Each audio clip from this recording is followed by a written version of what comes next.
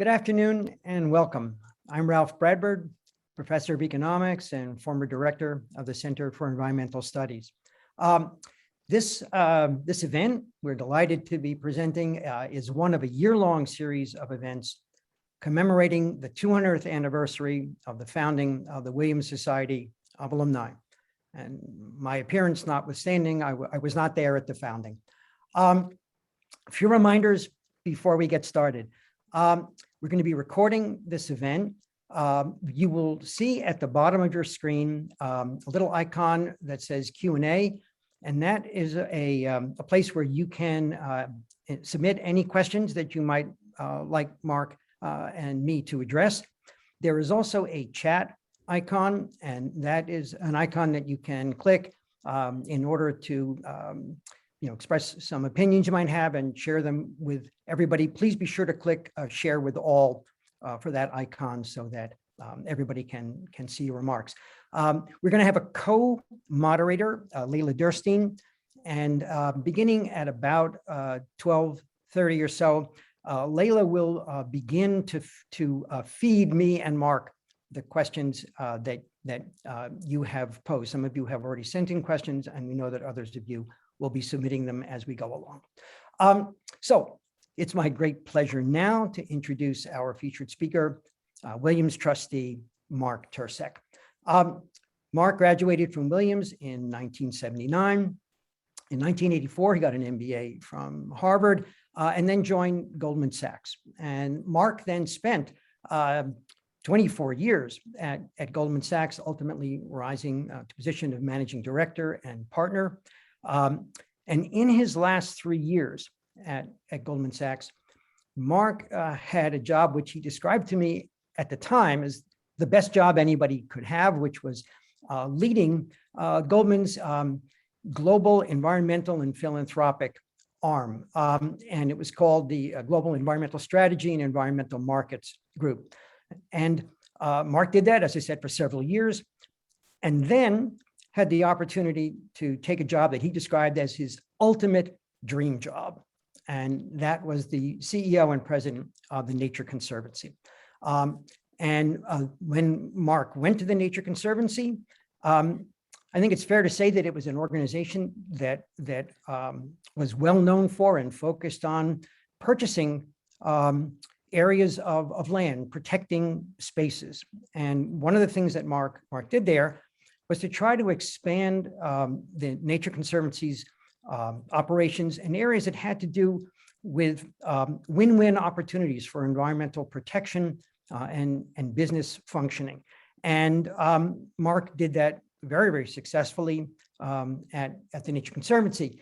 And in fact, while in that position, Mark wrote a best-selling book called Nature's Fortune: How Business and Society Can Thrive by Investing in Nature. And Mark, I hope I'm not going to do an injustice to your book here, but the message of that book in a lot of ways was that along with good public policy, it's absolutely essential for us to draw on the managerial and financial and technological resources of the private sector if we're to have any chance of successfully meeting the environmental challenges that we face.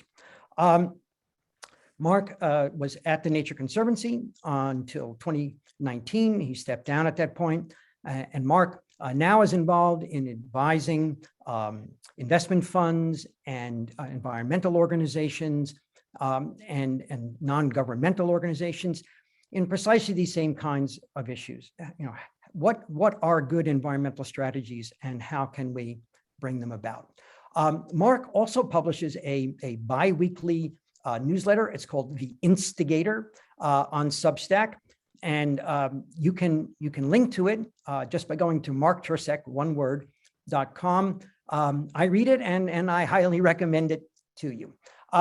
So at this point, I'm going to exercise my prerogative as a Williams professor and say that even though Mark only took one course with me, course in microeconomic theory back in the fall of 1976, everything that he has accomplished in the years since is a direct result of that one course that he took with me. let me talk a little bit about our webinar here. Webinars are kind of a weird experience. We can't see you, even though you can see us. And for many of you, you may very well be seeing us on tiny little screens. And so we can't have the kind of immediacy of interaction that we do in a classroom or in a live setting. And that's a bit of a challenge. And so the way we're going to try to handle that today is for me to ask Mark and discuss some questions, very broad questions that have to do with the theme of today's talk. And we'll do that for about 20 minutes or so. And then after that, we're going to throw things open to the questions that you are most concerned about. And I think that's going to provide for a more lively kind of a discussion today. So here we go. We're going to begin. Mark, I'm gonna get things rolling by asking you the first question. Do you think the private sector has been stepping up to the plate to address the environmental challenges that we need to address? And if so, can you describe some ways in which it has? Okay, thanks, Ralph. And my answer is yes. I think there's some encouraging news, but let me first say thank you, Ralph, very much for doing this. And thanks everybody for calling in. I really appreciate it. And it's great that the Williams community is engaged on these important topics. And of course, thanks to the college for providing this opportunity. So how is the private sector doing on this stuff? I think there is a lot of reason to be encouraged, and everybody sees it in the news every day, of course. I would point to, first of all, the massive amount of dollars that are flowing into ESG funds. Now, it's early days. We can be a little bit critical, I think, of how precisely those funds are organized or targeted or scrutinizing and reporting on their progress. But, you know, huge amounts of money are flowing into ESG funds, and that has the business community's attention. So I think that's really quite positive. And then on the company side, everybody will see in the news that all these companies are making so-called net zero commitments. Now, again, we can be a little bit critical of those commitments. Maybe they have a long way to go, but it's a pretty impressive start. There's an organization called the Science Based Targets Initiative, the SBTI. It's a good initiative that is trying very hard to make those commitments rigorous ones. And there are something like 1,000 companies in that initiative right now. So big picture, I think some things are really positive underway. Second, I think more interesting is to look at individual companies. And there's so many we could point to, but I was reading yesterday in the news about Google. So Google, Google has those huge, it's a huge power user to power everything they do all around the world. And they're committed to sourcing 100% of their power 24/7 from renewable energy sources. That's a really hard thing to do because, for example, they operate in Singapore where there's just not enough green energy right now. And all over the place, it's difficult because of, obviously renewable energy is intermittent, et cetera. And so you see Google do that. It should result in more supply. Their demand should result in more supply. It's still going to be hard though. So then you can see Google use its skills as an internet master to take supply and demand management of electricity to the next level so that when you have extra power, you can lend it to somebody who needs more. We know that there's intermittency. Obviously, the sun doesn't shine at night. So can we direct some energy uses to the daytime, et cetera? So you have Google doing things like that. And I think we can have pretty high expectations. Microsoft followed them with a similar commitment. I think it's a really good example of the private sector doing something important and in a fast way. I can give you a lot of examples like this. GM and Ford come to mind too. Obviously, they didn't start the electric vehicle initiative, but they're on it. I think they're interesting because it shows two things. I mean, I know the CEO of GM a little bit. I mean, what a tough job she has, Mary Barra. A company culture couldn't be more wedded to the internal combustion engine. But she's smart, and she's either probably thinking about EVs as the biggest opportunity GM's ever faced, or since day one, or the biggest risk. Same thing with Ford. I think that's interesting. Well, I won't go on and on. I would say, though, that we shouldn't be Pollyannish about this. So I noted right up front, these net zero commitments, ESG, lots of room for improvement. The other thing on my mind, especially this week and since last weekend, as we watch this Biden climate bill struggle, now he doesn't call it the climate bill, he calls it the Build Back Better bill. But in fact, it's a very good climate bill. And I think it's an economic friendly bill. And it kind of saddens and discourages me that right before our eyes, it's being significantly weakened. I can imagine why say a coal company would be lobbying aggressively against it. I'm a little bit puzzled why the private sector isn't more aggressively or forcefully or more effectively lobbying for it. And so I would say that my biggest concern about these private sector initiatives, as good as they are, and I think they have enormous potential, they don't replace the even more important need for better public policy. Public policy all around the world these days is tough to get right. We need the private sector aggressively, forcefully on our side to get better policy. Yeah, thank you. That's that. What do you think about? What's your view, Ralph? Well, the for-profit sector, by definition, is oriented toward maximizing profit, and managers of publicly held corporations are under enormous pressure to maximize profit and shareholder value, and sadly, to maximize it in the short run. Right. Addressing climate change is the very essence of long-run thinking. And so there's a kind of a mismatch between the pressures that managers and boards of directors in their fiduciary roles have to fulfill and the long-term needs of society. And that's where I think public policy becomes so critically important. Yeah. You to the extent that as a for-profit enterprise, you are being either required by the government to achieve certain goals or being given incentives to achieve goals, you can either say to your stockholders, I have to do this, or you can say to them, I'm going to do this because we're going to be better off because of it. But in the absence of those public policies, there is a real pressure towards backsliding and thinking short term. I agree with you. I mean, right. We need better rules. We need better regulations. On the other hand, though, we can't wait for them. So we have to do everything we can to get them as fast as possible. But in the meantime, then I think private sector initiatives can help us make important progress now. That's where I think the ESG phenomena could be very helpful. Now, it hasn't quite fully developed, but what I would like to see happen is these net zero pledging CEOs. I wrote about this in my newsletter, which you were very nice to plug, but I wrote about this, like these CEOs, they pledge to reach net zero. And as you know, at first, I think there's some very easy things to do. So they do them, ones that save them money, but then it starts to become more difficult.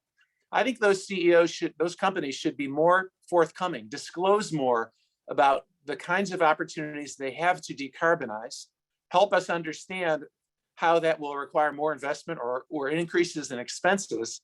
And then these ESG investors who have pushed companies to do that, they've got to be clearer on what they're going to do in response to that. Will they be supportive? And I kind of think that's what's going to likely happen over the period ahead. So yes, we need policy. And then yes, the investment and business community have to figure out, okay, how are we going to get on this trajectory? The other thing, though, I'll quickly add is, it's not like the old days. Like back when I started on this work, it generally was a sacrifice to do the right thing environmentally. Increasingly, doing the right thing in connection with climate is a profitability or net value enhancer. Now, it might take some explaining. There's some risk involved, but I think everybody has to shift mentality a little bit. We're not talking about degrowth. We're not talking so much about sacrifice. We're talking about big investment programs and making happen a better future, one with better environmental outcomes, but with better economic and health outcomes too. That's possible. It takes leadership, private sector funds, and then yes, of course, the government. Yeah, your comment questioning, why isn't the business community sort of jumping on this in a bigger way is really a great one, and it reminds me of a comment that Jigar Shah made at a presentation at Williams some years ago, where he said, the energy transition is a trillions of dollar proposition. He said there's just fantastic amounts of money to be made, and people should be jumping into this. This is the great opportunity. It will make the internet, look small by comparison.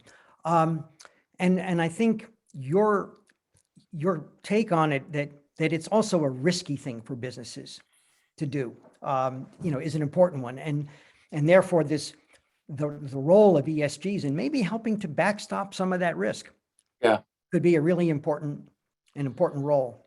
I think it's fun to see all these names showing up in the chat. I'm who's on the call, but I think it's a place where Williams alums in all fields can make a difference too. I think we just have to demand more from business leaders and political leaders.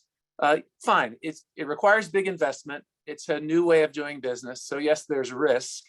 Clearly, there's even more risk though in not doing it. And I think we just have to demand more from leaders and push them to be bolder. That's really what I do for a living now. I just try to use my resume gives me a little bit of clout, and I use it as assertively as I can to push people to be bolder. The ideas are really hardly ever mine. These different leaders have the ideas. They just have to be pushed. It's puzzling though, because business leaders are usually famous for being bold, and that's their self-image. But on this front, I think less so. So that's where we can all help. Yeah, the Elon Musk, whatever you might think about him, I mean, here's a guy who has literally changed the world. Yes. Who could possibly have imagined the electric vehicle revolution 10 years ago being as important as it is now? And there are other opportunities like that. And people should, here's the richest guy in the world. People should be looking at this and saying, hey. By the way, that's why he's the richest guy in the world too. It's not just these fancy, exciting, innovative new technologies either. Like Walmart comes to mind. Yeah. Walmart is a controversial company, but I know them mostly by their environmental behavior. And as environmental citizens, they're first class. They've done so many things well. Now, it's interesting to me because I've never worked with a company who was more ruthlessly focused on keeping costs low. When I worked at TNC, we would occasionally squeeze a little bit of financial support out of them, but it was like getting blood from a stone. I say it admirably, really. It's always because it's Sam Walton's credo. He wanted to have products be affordable for less well-off people. But on the environmental front, like right now, they have a thing called Project Gigaton. And it's a project whereby they plan to take 1 gigaton of carbon emissions out of their supply chain. Yeah. And I think this is pretty cool because supply chain management obviously is really important on all this stuff. There's never been a company, I don't think, who was tougher on their suppliers than Walmart. Talk about clout. For most consumer good companies, Walmart's about 1/3 of their sales. So Walmart can really push those guys around.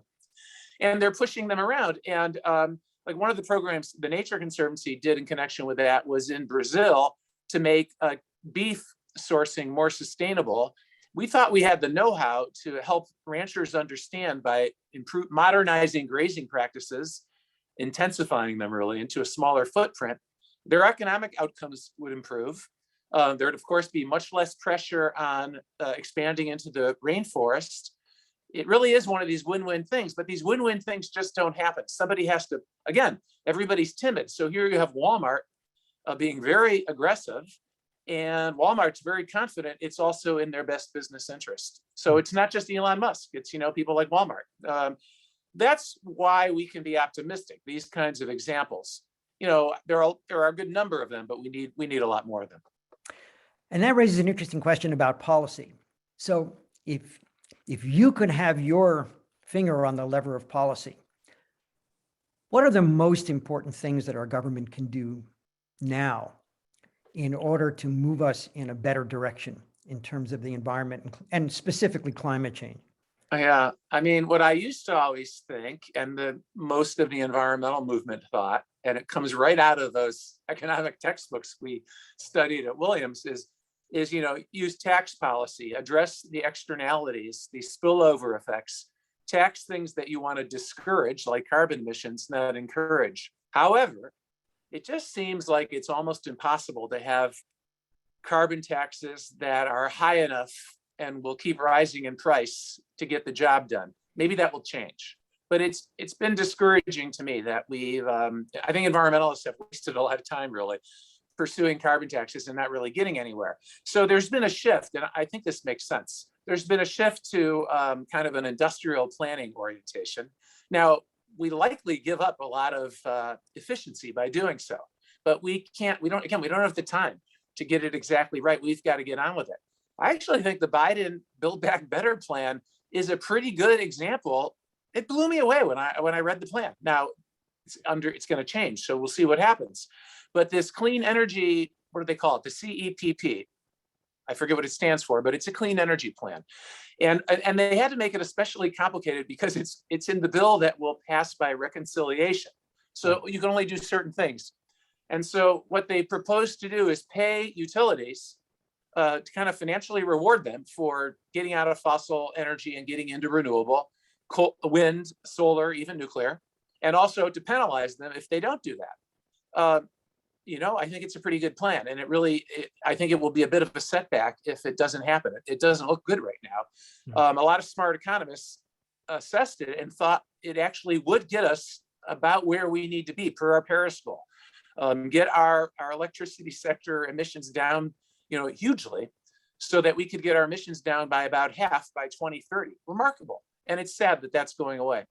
Now, my friends in DC, policy wonks, tell me don't panic. There are other ways to do it. The bill also includes tax incentives for wind and solar, electric vehicles, vehicle charging, and remember the heroic story of capitalism. Solar and wind costs plummeting far faster than anyone thought. Electric vehicles really now popular and working. A lot of those wins were based on government policy support, R&D type support, tax incentives. So I actually think the Biden Build Back Better plan is a good example of the kind of policy we need.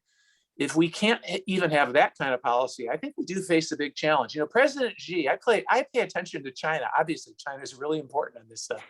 President Xi is now saying, it's not fun to read this, that he thinks US-style democracy is too sclerotic to deal with a challenge like climate change.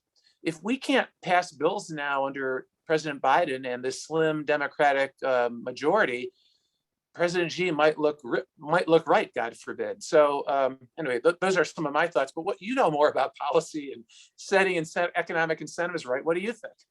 Well, there are some places in the world that are implementing carbon taxes, and they are, for the most part, combining a carbon tax with what's called a carbon dividend. Yeah. And I think that's a really great idea. And I tend to be a rather pessimistic person by nature, but I was optimistic about those kinds of plans, to be able to say to people, hey, we're gonna have a carbon tax. It's gonna raise your costs as individuals of living, but we're gonna give you a chunk of money every year to leave you no worse off or better off. And in fact, we can even target those carbon dividends so that we take a special effort to take care of people who are less well off. It just seems like such a great way to go, and people are doing it in some places, and I'm a little bit hopeful that maybe that will move the needle a little bit in the right direction here. The other thing that I think probably will maybe move things more is the fact that the European countries are moving towards a carbon tax that they're going to impose on goods that are not produced in appropriately carbon sparing ways. And, our export sector is no small part of our economy. Yeah. And so we may find ourselves in a situation in which we don't do things because of an internal motivation, but we've got to do them because we're part of a globalized economy, and our major trading partners are insisting that we do it. It might happen that way. Yeah, so, I agree. And anyway, you're right. Even when discouraged, we can't be pessimistic. I was on the board of the major initiative, the Carbon Tax and Dividend Initiative, in my TNC role. And TNC is nonpartisan. Mm-hmm. And we were and it was just what you say. We started as a $40 tax, pretty high tax and rising. All of the proceeds would be dividended back to deal with the progressive aspect of such a tax. We recruited a number of Republicans too to join us, including Jim Baker and George Shultz. We did not recruit any Republicans in office today. Now, to really solve something like climate change in America, it has to be nonpartisan or bipartisan. So I'm not saying this to bash Republicans, but if there are Republicans on the phone, we really need the Republican Party to step up, and it can't just be against all of this. It's got to try a little bit harder. The other thing I would say about And by the way, the carbon, carbon tax, that was a standard Chicago yes, school conservative kind yes, of policy initially. That's the crazy thing. yes, it's crazy. The other crazy thing is China, country still led by the Communist Party. They have a economy-wide cap and trade now, which is just another way to put a price on carbon. So the Communist Party is ahead of the U.S. democracy right now on this front. Yeah, that's kind of scary. And of course, people say all the time that the global economy is kind of like a super tanker, that when it gets going in a particular direction, it takes a long time to change the course. And so it may be that things are looking, the pace of change is looking slower than we'd like now, but we may have that arc moving in the right direction. Yeah. It's hard to tell, but policy will be absolutely essential, and policy here, and obviously policy in China, policy in India, and Yeah. Europe is moving at a speed that I never thought possible just a few years ago. I mean, it's really. Yeah, I agree. I mean, I'm glad you're reminding me. The glass is half full. Another thing to point to on the optimism front is the venture capital world.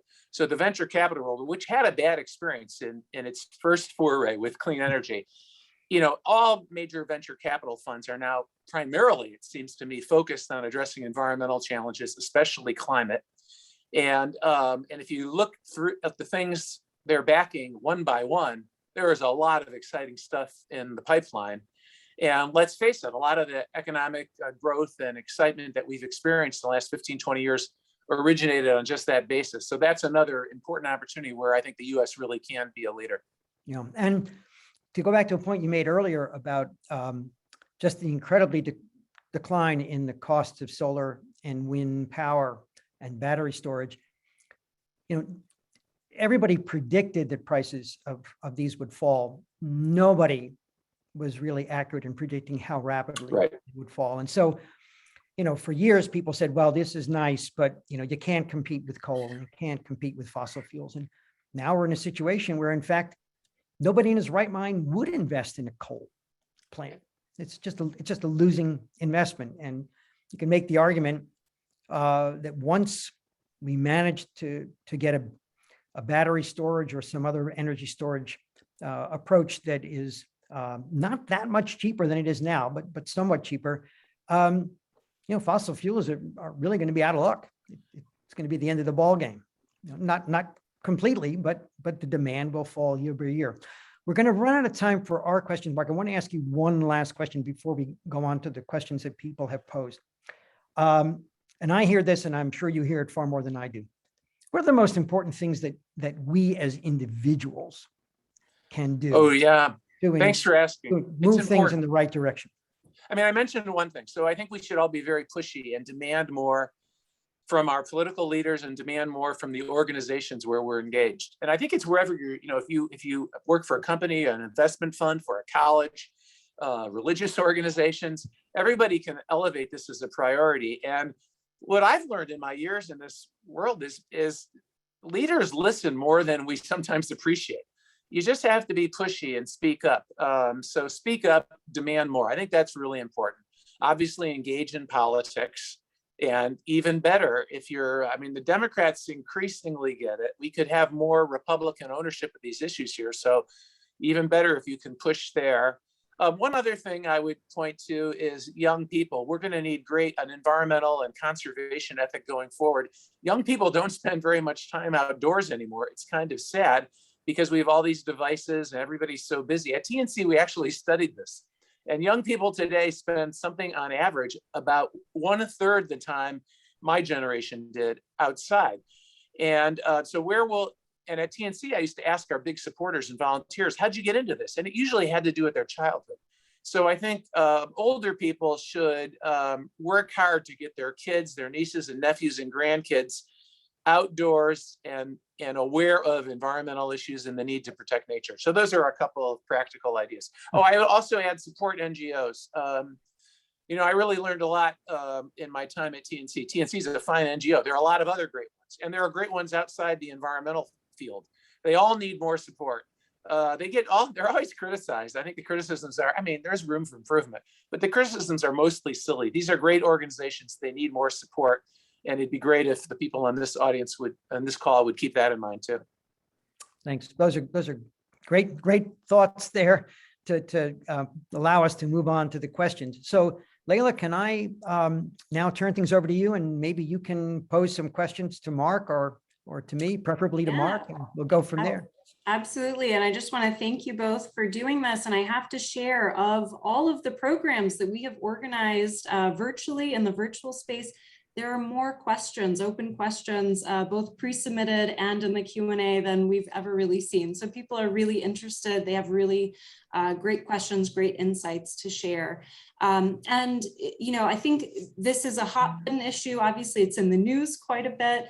The first question in the queue from Jeremiah, which was a pre-submitted: do you think Williams College should divest from fossil fuels? How can Williams align investing, part of its endowment, in companies that produce and transport fossil fuels with its fiduciary responsibility around maintaining returns over a very long time? Can you just speak to that? Obviously, this is in the news quite a bit and has been on many people's minds. And that's a great question for Mark.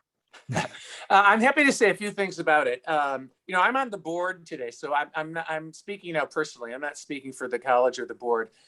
Immediately before I joined the board, so this is like 5 or 6 years ago, the Williams board considered the topic of divestment quite carefully and thoroughly. In fact, that's kind of how I got on the board. So board members and administration leaders at the college were consulting with a number of people in the environmental community, including me. And the decision at that time was not to divest. Now, Williams has never, it's not a big investor in fossil fuels or anything, but rather Williams chose at that time to invest. And what did they mean by that? First, with the endowment, they set aside a reasonable portion of the endowment for investments in climate addressing opportunities, and they're increasing that amount today. So I thought, at the time I was not on the board, I thought that was quite positive. The other way Williams invested is they said, we're going to make this a bigger priority on the campus. And again, I think it was a good investment. They added faculty positions. In that first year, they had I forget what it was called, but a big theme on campus all year long was raising awareness of climate. I was one of the speakers that year. I did some stuff with Ralph too in connection with that, positive. And Williams came out with its own quite ambitious plan to address its own emissions. And by the way, this has all just been updated. A memo just was released by the administration, so you can see where the college stands. It's a pretty good program. So the reason I tell the story that way is, you know, reasonable people disagree on the merits of divestment. But I still think, especially for young people who champion these issues, I think that's a good thing to do. It raises awareness and it results in actions, even if they're not the ones that the divestment campaigners had initially in mind. I think that program really changed how Williams prioritized these issues. So I think that was positive. Where are we today, or what would I say about divestment in general? I think it's been pretty useful. It certainly has raised awareness. It's put a lot of pressure on fund managers and leaders across the board. I think it's had a role in leading to the ESG phenomena. So that's all positive. On the other hand, we've learned some things too, like recently a big win. I don't know if it's a huge win, by the way, but a win in this whole field was institutional investors voted to throw out some board members at Exxon and replace them with 3 new board members. And by the way, in the news today, now we'll see where it goes. Evidently, the Exxon board is debating very intensely, you know, what their program for climate commitment should be going forward. But that's interesting to me in connection with divestment, because if those same institutional shareholders had divested, the vote might have gone the other way. And isn't the group, Mark, that has pushed its ownership stake, in fact, is tiny, but they got 3 people on the board. I mean, that's interesting too. The group is called Engine Number One, kind of a cool name. Small little hedge fund, small number of shares. They ran a very good campaign, so good for them. They made this a big deal. I think that's important. They won the vote. So again, kudos to those institutional shareholders, including people like BlackRock. They voted this way. Also interesting to me is Engine Number One they wrote a white paper about this and everything, but they never offered any opinion on what Exxon should do. I think that's interesting too, because, you know, it's not that easy to tell Exxon exactly what they should do. I had a call with the CEO. It's complicated. You know, how do we want companies like Exxon to play their cards going forward? The world still does use the fossil fuels that Exxon produces. Exxon could, you know, divest some of the assets they own right now. Certain shareholders would like that, but that wouldn't really change demand or usage of those assets. And they might end up in privately held form or in foreign government form, and might even take us backwards. So all this stuff is kind of nuanced, is my point of view. I guess I've rambled long enough on this topic. I do think, though, the Williams program today is a good one. I'm biased. I chair Williams Sustainability Committee. We have a long way to go, but also in the strategic plan, which alumni might enjoy reading, Maud led that effort, our president, and you'll see there's quite a bit of attention paid to sustainability, and I think that's appropriate. Williams, you know, is one of the great academic institutions and has a real responsibility, I think, to lead here, and that's what the board is hoping will make happen over the years ahead. Yep. Thank you. Thank you so much. We have another question in the queue here from Stephen Leaf. He thanks you first and asks, when talking about carbon levels, are we now beyond the point where we should be talking about flows, emissions per year, and instead really be discussing ways to remove existing stock of carbon in the atmosphere? Mark, can I jump in on that one? Please do, Ralph.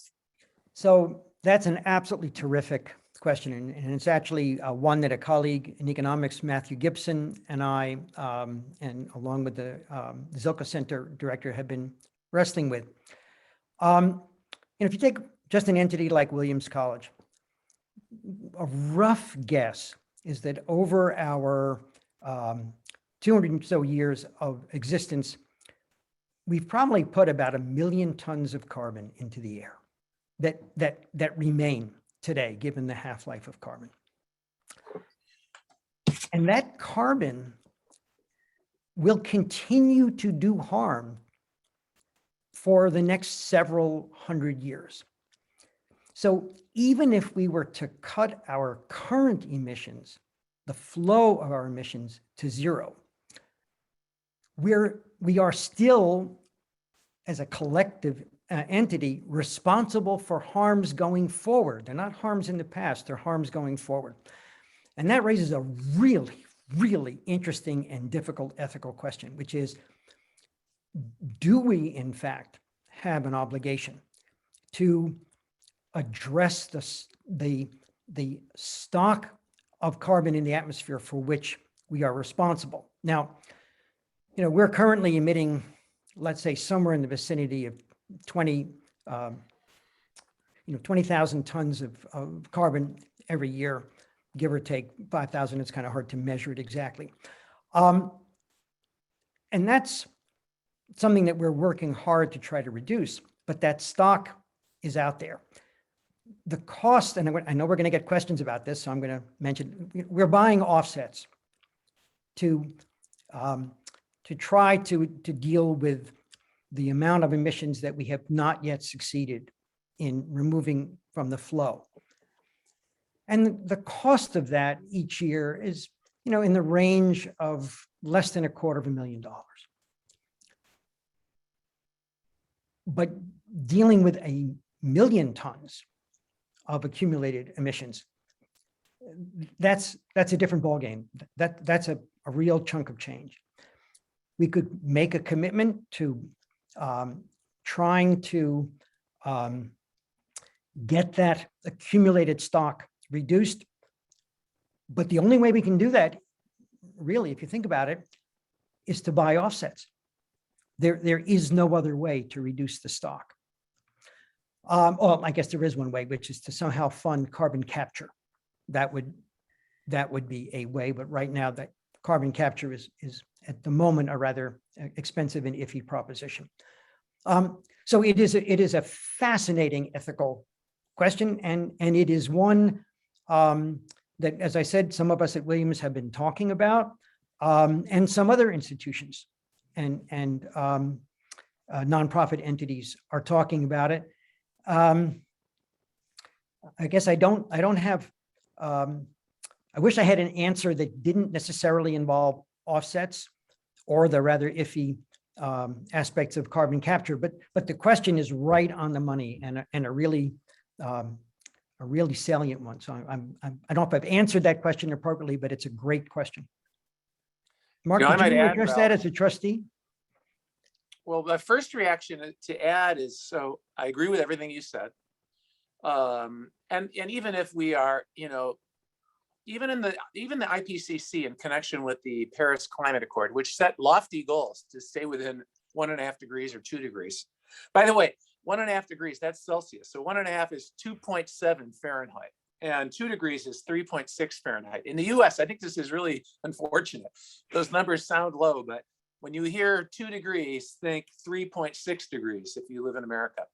But anyway, I agree we need removal. I don't think offset is the right word to use, because offsets can be purchased to avoid emissions, but that's not going to work going forward. We need to zero out emissions, and then we need to remove carbon in the atmosphere. And so how will we do this? You're right, it's controversial, but I think it's vitally important. There are nature-based ways to do it. And if you do it right, you can plant new forests, you can change the way agriculture works, you can do mangroves to provide protection from sea level rise and storms, but design those to remove carbon. None of this is easy, but I think we need those tools. And then you mentioned too, there's technologically based ways to do it. They work, they're just very expensive and very energy inefficient right now. But I think we're gonna see a lot of innovation here. This is perfect for the private sector. And as demand rises for these removal opportunities, removal credits, I think good things will happen. And companies like Microsoft and Stripe and Shopify, I think have really been great. So they're out there, and these are very profitable companies, so they can do things that low margin companies can't do. But they're organizing public RFPs for removals. They're sharing all that data with the public. They're even buying things that are rather expensive, more expensive than they have to. They're acknowledging they don't know if they'll all work. They're also acknowledging that, there is room for the critics here to pay close attention. It's just the way I think we should proceed. Full transparency, some boldness. The critics should speak up, and because humankind has got to figure out how to do this. And I think the private sector here I hope can come to the rescue, kind of in the same way it did with solar, wind, and ever better storage.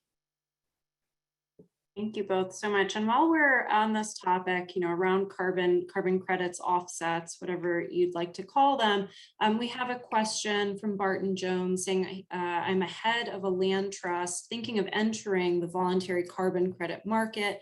Greenpeace just came out with a statement that carbon credits should be abolished. Is there reputational risk in entering the voluntary carbon market through a reputable organization today? Of course, Mark, you were talking about, alternatives around removal and remediation, but for those interested in carbon credits. It's a really interesting question. So, there is reputational risk. There's risk.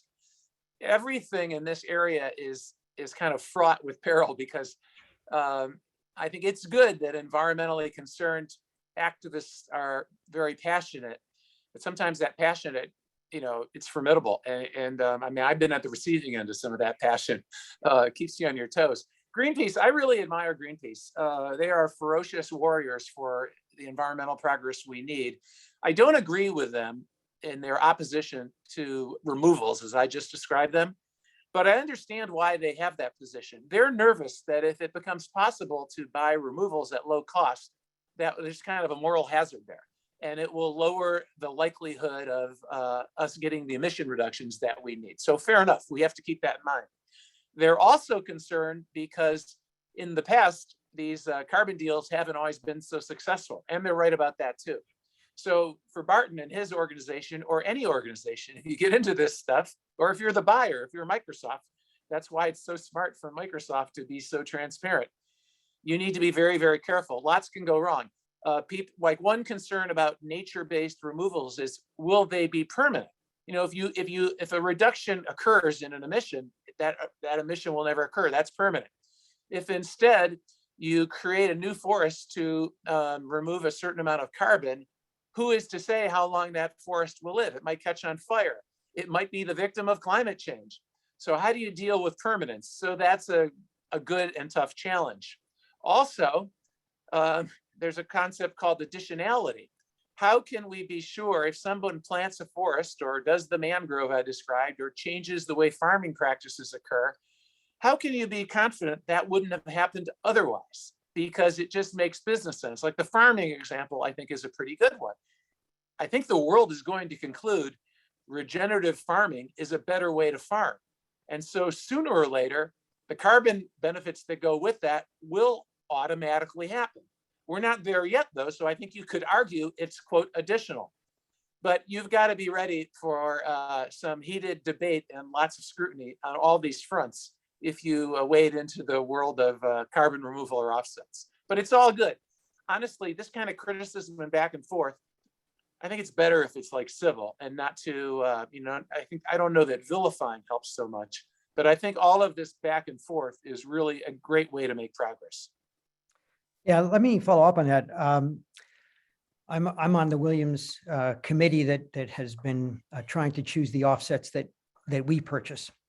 And our experience has been very interesting. We one offset project in which we made a purchase had to do with protecting some forested land in central Massachusetts. It was during the year when we did some trial purchases just to see what we could learn from it. And we worked with excellent organizations to advise us from outside, and this project was one that they recommended. But as we did further due diligence of our own, we learned that, in fact, it was the case that these lands would never have been forested, that is timbered anyway. And so this clearly failed the additionality test. It's going to be snarky of me to do it, but I'll do it. There is an institution 2 hours to the north of us, not east, but north, that claimed carbon neutrality in no small part because a large forest that they own, they put into protection, and they claim the carbon credits for it. But they were never going to cut down that forest, ever. So that claim of neutrality was really not legitimate. Williams could do the same thing with Hopkins Forest and claim carbon neutrality, right? We're talking about, over 2,700 acres of forest, but we're not going to cut down Hopkins Forest. So if you are an individual or an organization buying offsets, particularly as Mark described, there's a difference between protecting or planting forests and reducing current emissions through changes in your practices. You have to be very, very careful to ensure true additionality. And it takes a lot of work. The second thing that I think you have to be very, very careful of, frankly, is concerns with environmental justice. No small portion of the forest protection projects that have been funded elsewhere in the developing world, frankly, have come at the cost of indigenous communities. And I think from an ethical perspective, that is something that one has to be really, really scrupulous about avoiding. So my answer to this question that the individual posed was, I think that carbon offsets definitely can play a role, but not only would I be very careful to get the very best outside entities to help me in selecting reasonable projects, but I think it's a great educational opportunity for students and for faculty to be involved in doing the careful vetting and close research to determine just how legitimate the additionality claims are. We've done this with some of our students, and I have a hard time thinking of better ways to engage students with learning about research techniques and pressing issues of the time. And And they're the kinds of questions in many ways, we're not an engineering school. We can't have our students designing superior engine technologies. But this is the kind of work that our students can do, and we should be encouraging it here and elsewhere. Following up just very quickly on that, this conversation around reduction of carbon for the individual. So this person is saying they have their own huge carbon footprint from air travel. They're heating their home with natural gas and driving a car, even though they have solar panels and an efficient furnace, and they're driving a Prius. For the individual, is there a way that you can recommend, what is that scrupulous process to determine legitimate offsets, and how should the individual go about doing that if that's something they're interested in? My own take, there's a lot of debate about what individuals should do on this front, because there's always concern that it distracts folks from the pressing need for systemic change. One thing I think individuals should keep in mind and should just do is we have to be concerned about going forward new commitments to fossil fuel technology. So if you think about an individual's lifestyle, their car and their home, these are worthy of careful consideration. So going forward, these assets last a long time. So going forward, we should buy electric vehicles, and we should, with our homes, if you have to fix your roof, put on solar panels. If you have to replace heating, use a heat pump. If you have to change your stove, make it electric. You hear people whining about cooking with electricity sometimes. And I say, come on. But the economy, we have to, again, this is why policy matters so much. At the bigger picture level, we've got to make really sure we don't commit to like fossil fuel power plants going forward. I think that's the most important thing. If the society writ large did that, that would really accelerate the campaign that's sometimes called electrify everything. That's what the country needs to do. We need to move from fossil fuels to electricity wherever we can. And then of course we need that electricity to be clean power. That's quite doable, and we can all play a big role in that. Yeah, and the pandemic that we have been living through has imposed horrific costs on everybody around the globe, and of course in this country as well. But that crisis did, I think, let people know that there are all sorts of ways that we can change the way in which we live that turn out to be less energy intensive. Nobody would have dreamed how much business we could do from home or via Zoom, as we are doing right now. And how many fewer days people actually have to travel into the office. And I think, as Mark was saying, what we need to do is to push on all those fronts and maybe not go back to the days of 250 people destination weddings combined with pre-wedding parties and things like that. Let's try to cut back, and it won't make a difference. We'll have an electrifying experience, and we'll still live perfectly well. And Mark, you said something interesting about, systemic. There are a couple of questions in the queue broadly about the role of U.S. policy in relation to the global private sector. People are asking about China, what compared to the EU, how much difference can U.S. policy make, I think? I'll plug my newsletter. If you go, it's free. If you go to it and check the archives, I think 2 issues ago, a couple of weeks ago, I wrote about China. So you hear this a lot. Like sometimes it's an excuse for inaction in the US. It drives me crazy. Oh, what about China? Even if we do everything right, what about China? China is the world's biggest emitter right now.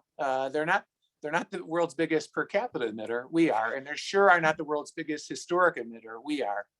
But what can we do in America about China? Well, we obviously we can't tell them what to do. I've spent a lot of time in China. They have smart people running that country. We might not agree with them on a lot. There's no climate denial. In fact, most of the senior leaders of China, at least the ones I've met, they've all been trained in engineering or science. So they get the issue. They're more vulnerable, I think you could argue, to climate change than us. So they get it. So how might we influence China? What I argued in my newsletter was if we got our act together in the US, which I hope we will. Ralph mentioned this.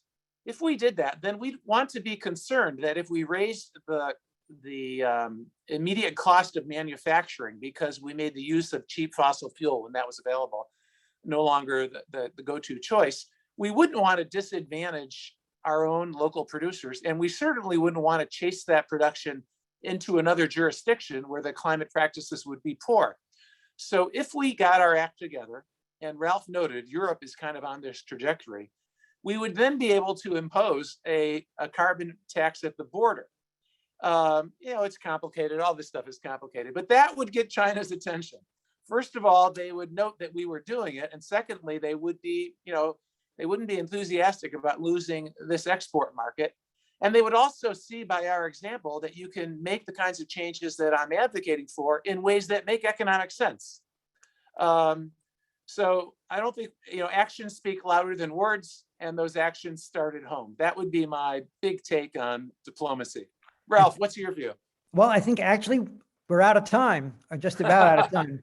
So Mark, I want to thank you again. Thank you so much for sharing your insights with us and with the East community. And thank you to the audience members for joining us. Just a reminder that there are a whole series of these events going forward, and we hope that you will participate in them. So Mark, great to see you again.